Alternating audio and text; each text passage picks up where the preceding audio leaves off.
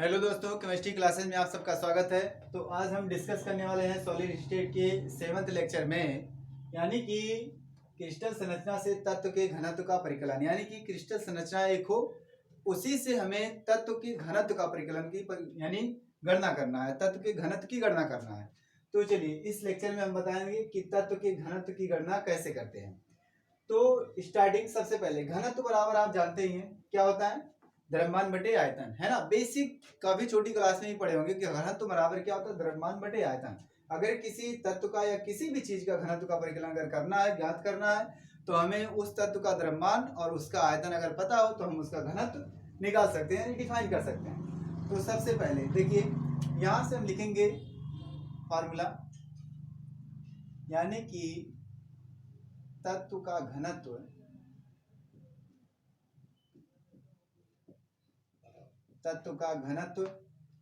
इसे डी से रिप्रेजेंट करेंगे, इक्वल टू लिखेंगे हम तत्व के एकक सेल का द्रव्यमान, है ना। क्योंकि तत्व ही उसका द्रव्यमान करेंगे, हम क्रिस्टल संरचना लेंगे तो हमारा एकक सेल तैयार होगा, इसलिए उसमें क्या लिखेंगे हम, तत्व के एकक सेल का द्रव्यमान। तत्व के एकक सेल का द्रव्यमान, ये हुआ अपॉन तत्व के एकक सेल का आयतन। द्रव्यमान हो गया ऊपर, अब नीचे क्या होगा, आयतन, यानी कि तत्व के एकक सेल का आयतन। ये हुआ हमारा बेसिक, हो गया। यानी बेसिक फार्मूला क्या हुआ, किसी तत्व का घनत्व उसका द्रव्यमान बटे उसका आयतन। अब यहाँ हम तत्व यानी क्रिस्टल संरचना से रिलेट कर रहे हैं, इसलिए हम लिखें क्या, यहाँ एकक सेल का द्रव्यमान, जो पूरा एकक सेल का जितना द्रव्यमान होगा, और उसमें क्या लिखेंगे, एकक सेल का आयतन। अब एकक सेल का द्रव्यमान अगर निकालना है तो हमें क्यूबिक अगर पता है उसका द्रव्यमान तो ठीक है, नहीं पता है तो क्या करेंगे, अभी पीछे अगली वीडियो में पढ़ चुके हैं कि कोई भी क्रिस्टल संरचना यानी क्यूबिक तैयार होता है तो उसमें परमाणुओं की संख्या, कुछ परमाणु यानी कुछ मिल करके बनते ही, तो उस परमाणुओं का द्रव्यमान सबसे पहले, तो इसको थोड़ा सा हम विस्तार करके लिख सकते हैं एक चीज, यानी कि तत्व का घनत्व बराबर, थोड़ा सा कन्वर्ट करेंगे क्या, इसमें लिखेंगे एकक सेल में उपस्थित परमाणुओं का कुल द्रव्यमान। क्या लिखेंगे, इसको अभी हम समझाते हैं कैसे। एकक सेल में उपस्थित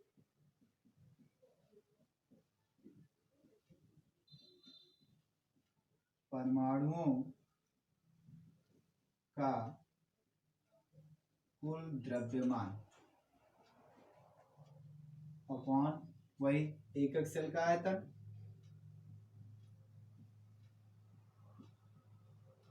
सेल का आयतन, इसमें हमने उपस्थित कुल परमाणुओं का कुल द्रव्यमान इसलिए लिखा है क्योंकि कोई भी क्यूबिक अगर बना है, सपोज दैट, चलिए मान लेते हैं ये हमारा एक क्यूबिक है।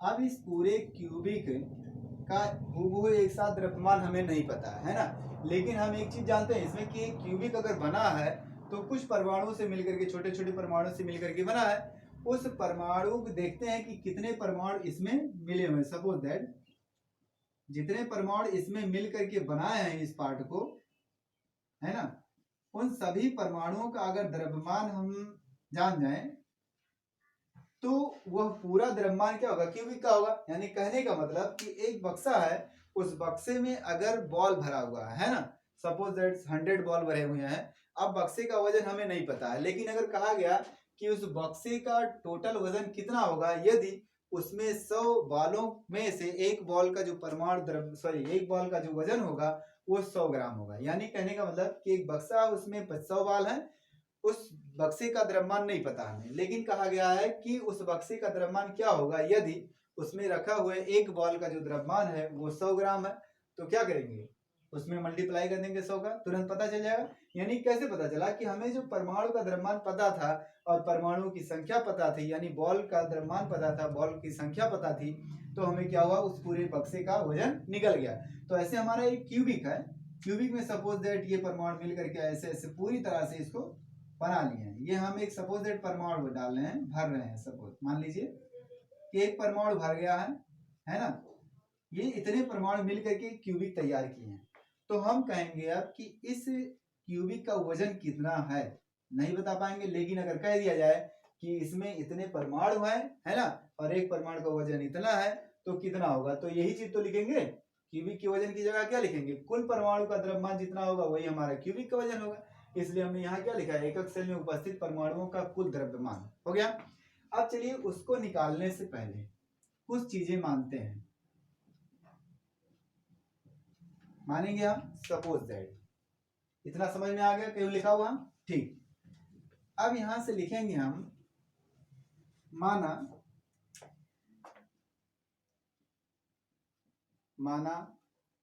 परमाणुओं की संख्या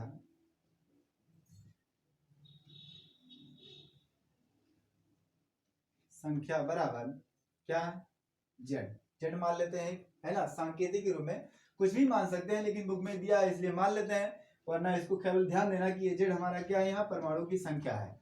आगे मत सोचना कि ये परमाणु क्रमांक है क्या है, क्योंकि अगली जगह पे अगले संकेत से नामों से जाना जाता है इसको। तो यहाँ हम क्या है, परमाणु की संख्या जेड है। आप अगर कुछ दूसरा मान सकते हैं तो मान लीजिए, बस इतना ध्यान रखिए कि हम संख्या को किससे रिप्रेजेंट किए हैं, है ना। उसके बाद परमाणु का मोलर द्रव्यमान, परमाणु का मोलर द्रव्यमान यानी कि अणुभार, क्या कहेंगे इसको दूसरे नाम से, अणुभार, equal to M, capital M, इसको स्टार से रिप्रेजेंट कर दो। अगला,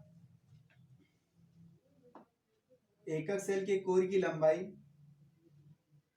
एकक सेल के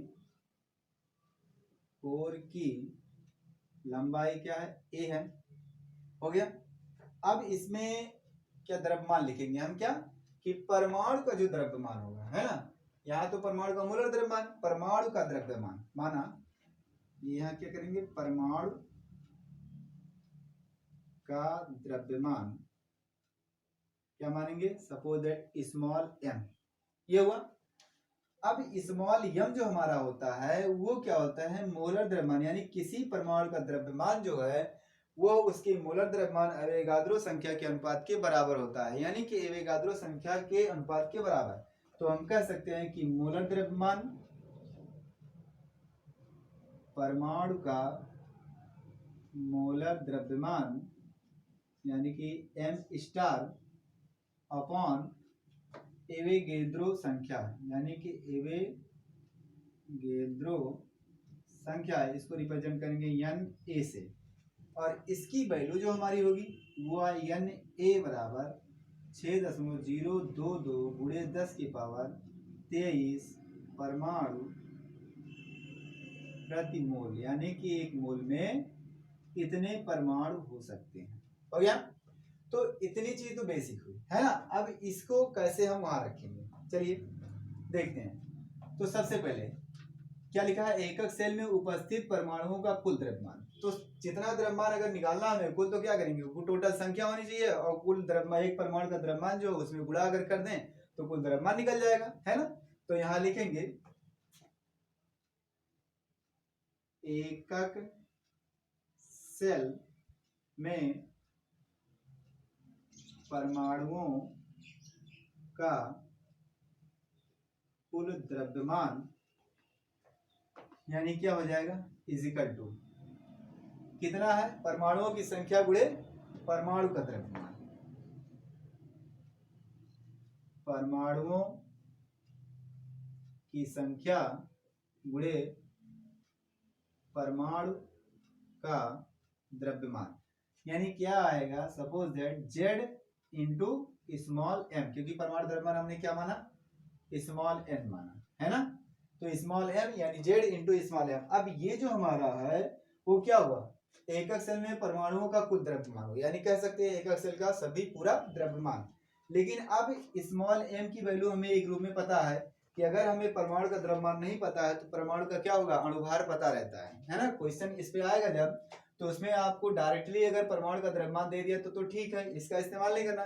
लेकिन डायरेक्टली परमाणु का द्रव्यमान नहीं देता है ज्यादातर केस में, तो उसमें क्या है, परमाणु का मोलर द्रव्यमान हमें पता होता है, यानी अणुभार पता रहता है।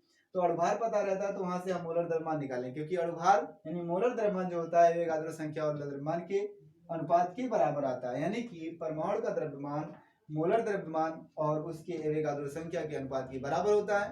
तो यहाँ हम कह सकते हैं स्मॉल m की जगह capital M upon N A, यानी कि इसको यहीं लिख दें स्मॉल m बराबर capital M star upon N A, ये रिप्रेजेंट कर सकते हैं। हो गया। अब इतना जब हो गया तो हम लिखेंगे, देखिए इसको लिख सकते हैं Z इंटू एम स्टार अर्थात क्या है मोलर द्रव्यमान upon whole by N A, कितना हुआ। अब ये हमारा क्या है परमाणु का कुल द्रव्यमान है ना। तो चलिए यहां से लिखते हैं, देखिए अब यहां से क्या हो जाएगा कि हमारा ऊपर क्या था परमाणु का कुल द्रव्यमान, तो लिखेंगे Z इंटू एम स्टार, क्या आया है यहाँ आया, ध्यान दीजिएगा क्या आया था, इसकी वैल्यू उठा के यहाँ रखा हमने है ना whole by N A Avogadro संख्या, स्मॉल ए मत लिखना नहीं सोडियम माना जाएगा उसको कैपिटल ए। अब ये हुआ और इंटू हमारा क्या था आयतन है ना, एकक सेल का आयतन जो होगा वो क्या होगा, एकक सेल की अगर कोर की लंबाई हमें ए पता है तो क्या कहेंगे हम कि इसका आयतन जो होगा वो क्या होगा ए गुड़े ए यानी कि ए क्यूब, क्या आएगा ए क्यूब आएगा। तो यहां से लिखेंगे आराम से ए क्यूब, हो गया। तो ओवरऑल हमारा क्या होगा यानी घनत्व D बराबर तत्व का घनत्व D बराबर क्या है Z इंटू एम स्टार यानी मोलर द्रव्यमान अपॉन यानी A इंटू ए क्यूब, ये हमारा हुआ तत्व का घनत्व यानी एकक सेल में तत्व का घनत्व। अब इस पे क्वेश्चन आता है ना, फार्मूला का डिस्क्रिप्शन यानी कि ये कैसे आया है इसको बताया गया। अगर आपको याद है डायरेक्ट है ना तो ठीक है, लेकिन याद अगर करना है तो इसको पहले समझना जरूरी है ना कि ये कैसे आया वास्तव में, ये क्या है ये क्या है ये क्या है ये क्या है। तो इसको तो हमने यहाँ पहले लिख दिया कि परमाणु की संख्या क्या Z है, तो हम कह सकते हैं जहाँ Z क्या है परमाणु की संख्या और M स्टार क्या है मोलर द्रव्यमान परमाणु का यानी कि अणुभार, यानी क्या है एवोगाद्रो संख्या जिसकी वैल्यू 6.022 × 10⁻23 परमाणु प्रति मोल होता है। ए क्या है यानी ए क्यूब क्या है इसका आयतन, किसका एकक सेल का आयतन, हो गया। तो इतना चीज हुआ। अब इसमें न्यूमेरिकल लगा के देखते हैं, इतना नोट कर लीजिए आप लोग, हो गया नोट, ओके। चलिए एक क्वेश्चन देखते हैं किस तरह से इसका होगा, क्योंकि याद फार्मूला हो जाता है लेकिन क्वेश्चन को बच्चे समझ नहीं पाते है ना। तो अगर क्वेश्चन आपको अच्छे से समझ में आ गया कि मतलब क्वेश्चन क्या कहना चाहता है और कैसा है तो शायद उसको आप लगा सकते हैं। चलिए क्वेश्चन तब तक नोट करते हैं, उसके बाद अब क्वेश्चन में अगर कह दिया गया कि निकिल यानी निकिल क्या है एक FCC में क्रिस्टलित होता है, क्रिस्टलित होता है जिसमें FCC के कोर की लंबाई मान लेते हैं हम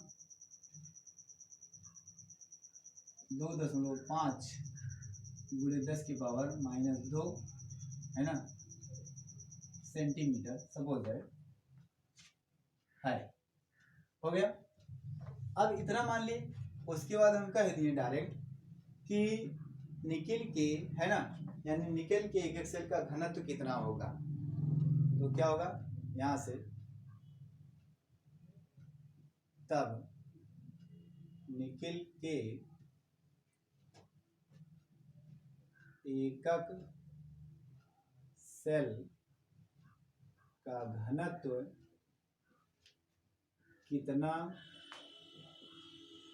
होगा यदि निकिल का मोलर द्रव्यमान,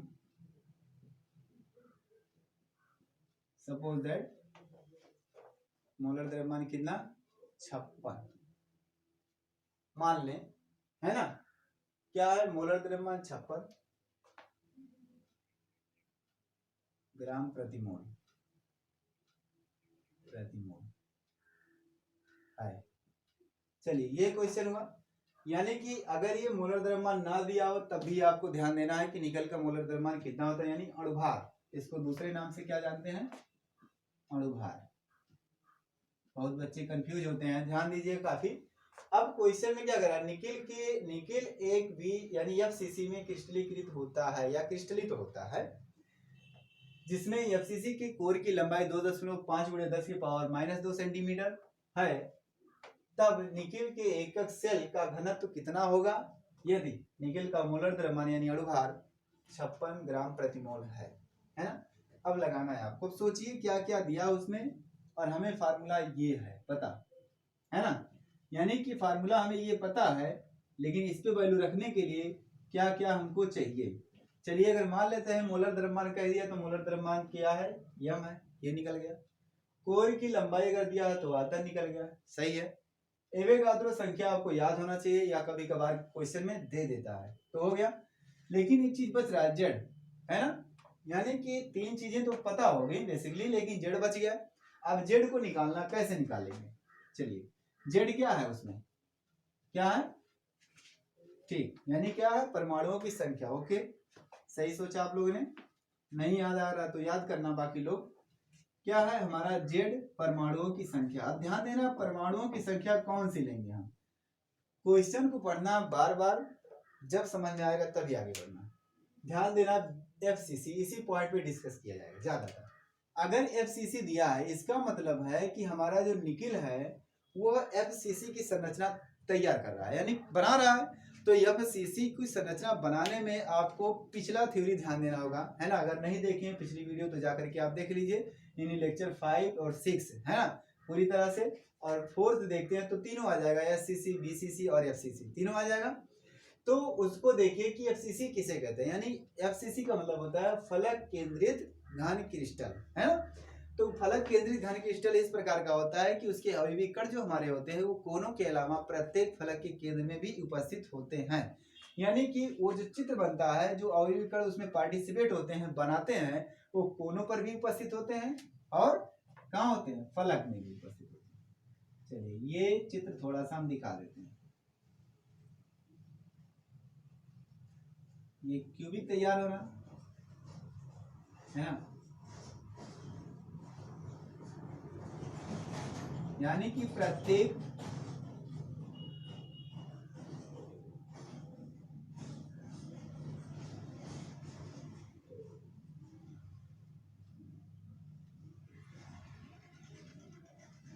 ये होता है, बाकी तो कोनों पर होता है ना। यानी कि कोनों पर होता है, प्रत्येक कोने पर। लेकिन जो हमारा फलक है यानी कि साइड, है ना, जैसे दीवार साइड, इधर वाला उधर, फिर इधर, नीचे, ऊपर, जैसे 6 साइड होते हैं घन की, जानते हैं आप लोग, आगे बता चुके हम। तो घन के साइड के प्रत्येक साइड के केंद्र में एक एक परमाणु क्या होता है, स्थित होता है ना। उस तरह से जब ये एक क्रिस्टल तैयार करता है तो उस क्रिस्टल को हम एफसीसी कहते हैं, यानी फलक केंद्रित घन एकक कोशिका। अब इसमें हम देखेंगे कितने परमाणु मिल रहे हैं, अगली वीडियो में डिस्कस किया था, फिर बता देते हैं एक बार। तो इसमें कुल परमाणुओं की संख्या कितनी होती है, 4 होती है। कैसे, कोनों पे मिला के 1 परमाणु, प्रत्येक फलक में मिला के 6 के 6 में कितना होता है, 3 परमाणु। यानी कि एक फलक में 1/2 पार्ट जाता है, और इसमें कोने पर 1/8वां पार्ट जाता है, तो 8 × 1/8 यानी 1 हो गया।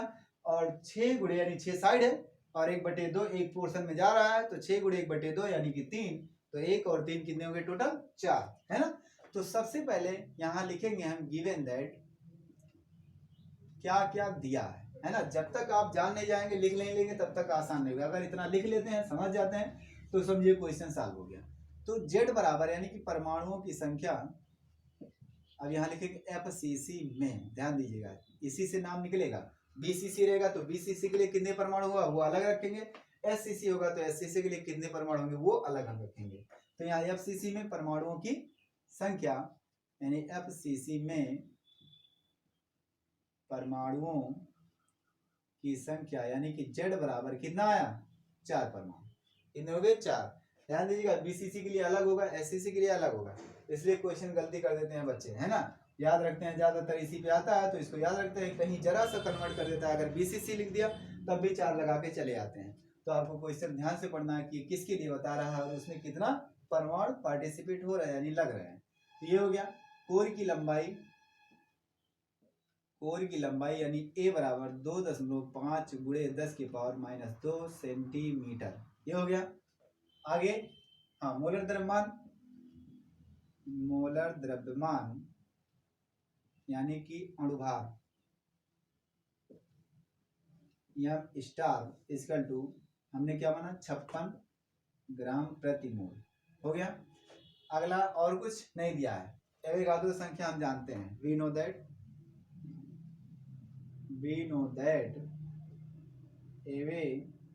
एवोगैड्रो संख्या Na बराबर 6.022 गुणे 10⁻23 परमाणु प्रति मोल, हो गया। इतना होता है। अब सारी वैल्यू हमें पता हो गई, यानी Z भी पता हो गया, A भी पता हो गया, N भी पता हो गया, M भी पता हो गया, D निकालना है तो खट से रख दीजिए, यानी D बराबर, है ना, क्या लिखेंगे, फार्मूला पहले लिखेंगे Z into M star upon Na into A cube, ये होगा।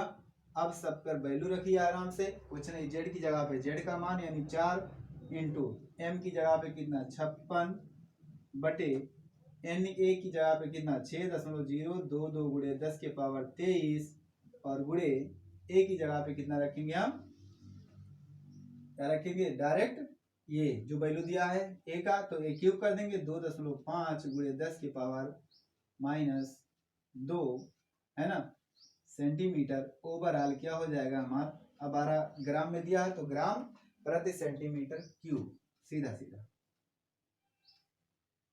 यहाँ ग्राम प्रति सेंटीमीटर क्यूब, हो गया। अब ग्राम प्रति सेंटीमीटर, अब इसी को सॉल्व करना है, तो सॉल्व करने के लिए कुछ नहीं करना, आसान एकदम आराम से लगाते जाना, कैलकुलेशन जो होता है वही करते चले जाओ, है ना। इसको तो वैसे लिख लीजिए, पहले मल्टीप्लाई मत करिए, अगर करना है तो कर दीजिए, नहीं तो मत करना, इसलिए क्योंकि जो नीचे से छोटा नंबर रहेगा तो आसानी से हम एक एक को काट देंगे, है ना, डिवाइड कर देंगे। होल बाई इसको लिख लीजिए 6.022 गुणे 10⁻23 गुणे, इसको तोड़िए पहले, यानी 2.5 का होल 3 है ना, तो 2.5 का होल 3 जो होगा वो कितना होगा, अब गुणा करिए 2.5 का अगर करेंगे 2 बार तो 25 सेम कितना होता है 625 होता है। तो आप एक काम करिए, आराम से 625 लिखिए, 2 अंक के बाद दशमलव, 2 अंक के बाद दशमलव लगा दीजिए, हो गया। अब इसमें फिर 2.5 का मल्टीप्लाई करिए, यानी 0.25 का करिए, कितना आ जाएगा 25, है ना, 5 कितना होगा, है ना, 625 का 5 बार करेंगे तो इतना होगा। अब अगला 2 से फिर 5 2 6 5 1, यानी कितना आ गया 15 6 25। अब इसमें कितने अंक अब दशमलव ओवरऑल, कितने अंक के बाद दशमलव है, 3 नंबर थे, 3 बार थे ये, है ना, यानी कि 2.5 गुणे 2.5 गुणे 2.5, 3 अंक के बाद दशमलव लगेगा, तो 1 2 3 यहाँ लगा दो खट से, खत्म।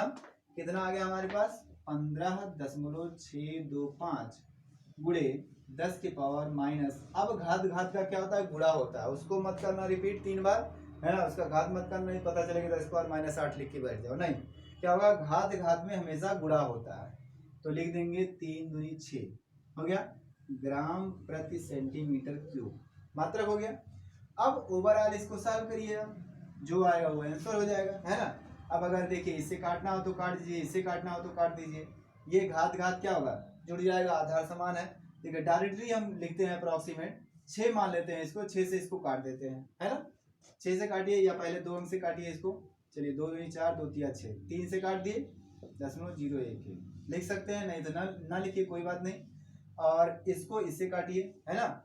अब 15.6 है, इसको 15.6 को काटिए, कितने काटेंगे, चलिए अगर मान लेते हैं हम इसको 3 से काटें या 2 से काटें, 3 से कटेगा नहीं कटेगा, है ना, 2 से काटिए आराम से कटेगा। 2 से काटेंगे हम कितना आएगा 28 और इसको काटेंगे 2 3 यानी कि 7.3 आएगा और ये आधार क्या होगा जुड़ जाएगा। तो अगले स्टेप में हम लिखेंगे 2 गुणे 28 बटे 3, मान लो इसको 0.0 अप्रोक्सीमेट लगभग में, है ना, लेकिन लिख दें, बाकी तो लिख ही सकते हो लगभग में मान करके, गुणे इसको लिख दीजिए 7.3 गुणे ये आधार समान है घात क्या होगा जुड़ जाएगा। तो ये निगेटिव में है एक पॉजिटिव में है ना, तो 23 माइनस 6 जो होगा तो कितना हो जाएगा 17, यानी कितना होगा 10 की पावर प्लस 17, 10 की पावर प्लस 17 ग्राम प्रति सेंटीमीटर क्यूब इतना हुआ। अब इतना हुआ तो इतना तो इसके आगे तो सॉल्व कर ही सकते हैं, लेकिन हम लगा देते हैं। चलिए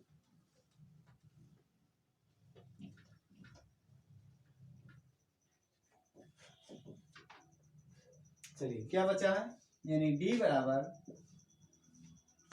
इसका गुणा कर दीजिए या इससे काट दीजिए आप डायरेक्ट, है ना, इससे काट सकते हैं। देखिए 7 चौक 28, 7 एक 7, 7 चौक 28, दशमलव के बाद एक अंक गायब करिए। लगभग में काट रहे हैं, है ना, ऐसी बात नहीं है कि नहीं, लेकिन लगभग में काट दे रहे हैं इसको हम। अगर हम एक पॉइंट काट रहे हैं तो इसको काट दिए डायरेक्ट, कितना आ गया। अब इससे इसको काट सकते हो आप, है ना, या इससे इसको काट सकते हो, तो ये कितना आएगा 1.5 आएगा इधर नीचे। ऊपर कितना बचा t बराबर, देखिए यहाँ बचा 4, लगभग में है ये, ध्यान दीजिएगा भैया, 4 अपॉन कितना 1.5 गुणे 10 की पावर 17 ग्राम प्रति सेंटीमीटर क्यूब। अब ये 10 की पावर 17 को ऊपर लेके जाओ, यानी कि d बराबर 4 गुणे 10 की पावर। अब देखिए घात कोई नंबर जब इधर से उधर यानी नीचे से ऊपर होता है या ऊपर से नीचे होता है तो उसके घात के चिन्ह में चेंजिंग आती है, यानी चिन्ह में परिवर्तन होता है। अगर घात हमारा पॉजिटिव में है तो निगेटिव हो जाएगा, अगर निगेटिव है तो पॉजिटिव हो जाएगा, बस कुछ करना नहीं है। तो हमारा घात यहाँ क्या था, पॉजिटिव था। अब यहाँ से ये ऊपर जब जाएगा तो क्या हो जाएगा निगेटिव, तो यानी -17 अपॉन 1.5 बचा है ना। अब इसको आप या तो दशमलव गायब करके काट दीजिए और या फिर ऐसे काटिए, आपको पता होना चाहिए कि हम दशमलव गायब किए या नहीं, है ना। चलिए अगर नहीं किए हैं तो दशमलव गायब करके हम आराम से काटते हैं। 10 की पावर -17 गुणे 10 बटे 1.5 गुणे 10, यानी 10 का गुणा नीचे ऊपर करेंगे हम तो ये 10 इस दशमलव को गायब करेगा, ये 10 की घात में 1 है तो इसकी घात में कमी आ जाएगी। हो गया, तो यहाँ से लिखेंगे अब हम, ये हो जाएगा 4, है ना, गुणे 10 की पावर -16 बटे ये हो जाएगा 15। अब इसको काटिए आप, दशमलव में कटेगा, दशमलव में काट दीजिए कोई बात नहीं, है ना। तो दशमलव में कटेगा तो देखिए 0 पॉइंट यहाँ क्या होगा 40। अब 15 दूनी 30, यहाँ 45 होता है तो 2 बार जाएगा क्योंकि 45 ज्यादा हो जाता है। हो गया, कितना बचा इसके बाद 10। अब एक दशमलव बढ़ा है तो 0 हम बढ़ा सकते हैं, उधर मन में लेना, उधर बगल में कैलकुलेट कर लेना, तो क्या होगा 100 हो जाएगा। तो या 15 छक्का 90 गुणे 10 की पावर -16 हो गया। अब क्या है, एक दशमलव इधर जाएगा तो 10 की घात में क्या होगी, कमी होगी, है ना। यानी कि 10 का गुणा कर रहे हैं तो 10 का भाग भी करेंगे तुरंत, तो 10 का भाग जब करेंगे तो वृद्धि होगी, सॉरी, यानी कि आप इसको लिख सकते हैं। देखिए इसकी दशमलव अगर इधर करना है तो आपको कुछ नहीं आता, बस आपको इतना आता है कि 10 की गुणा करने पर दशमलव इसका क्या होगा, यानी कि दाहिनी तरफ रिप्लेस होगा। तो एक काम करिए 10 का गुणा केवल करिए और कुछ मत करिए। तो नियम के अनुसार 10 का गुणा 10 का भाग, क्योंकि ये किया जाता है जब किसी चीज का रूप परिवर्तन किया जाता है तो उसके मान में कोई चेंजिंग नहीं आनी चाहिए। ये ध्यान में रखना चाहिए कि अगर हम किसी को मान को यानी कि रूप बदल रहे हैं उसका, तो उसके मान में परिवर्तन नहीं होना चाहिए। तो चलिए हम दशमलव इधर कर रहे हैं, इसका गुणा अगर करेंगे तो 2.6 हो जाएगा, लेकिन हाई 10 की घात क्या होगा ऊपर जाएगा, यानी जो नीचे हमारा है वो ऊपर जाएगा, तो इसकी घात 1 है तो ऊपर जाएगा तो प्लस हो जाएगा, तो क्या हो जाएगा, सॉरी माइनस हो जाएगा, तो हो जाएगा -17, यानी कि ग्राम प्रति सेंटीमीटर क्यूब। तो ओवरऑल डी बराबर हमारा कितना आ गया 2.6 गुणे 10 की पावर -17। ओके, यानी कि उस फार्मूले पर आपको न्यूमेरिकल ऐसे दिया जाएगा, आपको बस इतने ध्यान देना है कि इसमें कौन सा संरचना बन रहा है जिसके आधार पर हम जेड का मान निकाल सकें, है ना। आपकी बुक में यानी एनसीईआरटी में भी और ज्ञान शर्मा में भी आपके तमाम क्वेश्चन इस तरह से दिए हुए हैं। और इस तरह के क्वेश्चन ज़्यादा चांसेस होते हैं आने में बोर्ड। जब ये कॉम्प्लिकेटेड थोड़ा सा करता है तो आ जाते हैं।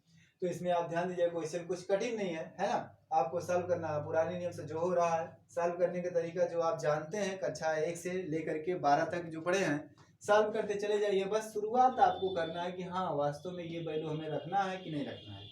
नहीं पता चले कि आपको दूसरी वैल्यू रख दें तो आंसर दूसरा आ ही जाएगा, है ना। तो आपको क्वेश्चन ध्यान से पढ़ना बस इसी के नाम पर कि कौन सी संरचना बना रहा है ना।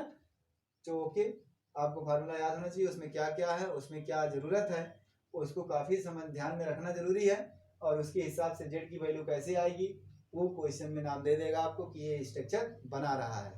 तो ओके, समझ में आ गया होगा। अगला क्वेश्चन आप खुद लगा सकते हैं बुक से उठा करके।